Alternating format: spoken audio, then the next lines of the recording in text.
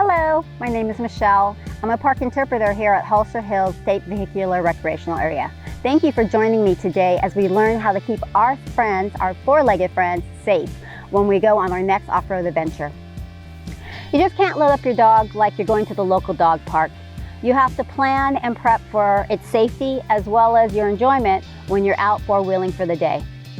It's safer for your pup if you don't allow them to ride in the front seat of your car. Just in case of a rollover, the airbags may be deployed, and unfortunately it could be fatal for your pups. Whether your dog rides in the back of the truck or inside the vehicle, make sure it wears a safety harness.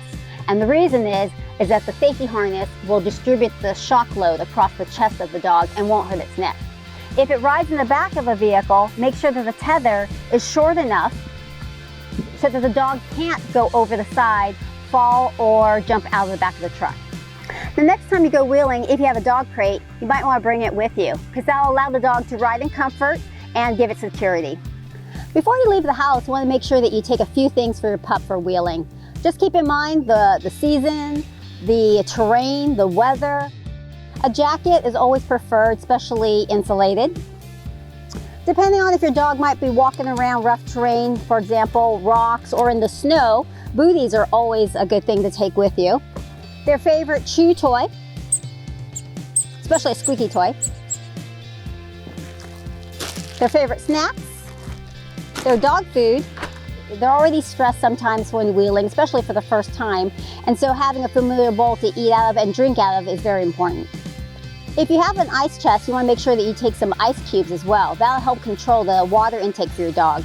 Otherwise, a water bottle.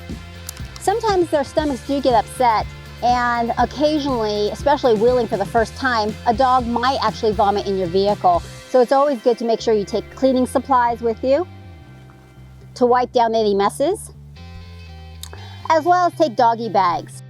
Make sure that your collars for your dogs have their ID, contact information, their licensing, any of their updated shots, and it's always preferred to have your dog microchip just for that added safety. Make sure you take a leash that's no longer than 6 feet and also some additional rope, especially if you're camping. That way your dog can be tethered and walk around the campsite, but also be secured and safe. Your pup loves car rides, adventures, and just spending time with you. With a little bit of planning and prep, you can make them an excellent companion.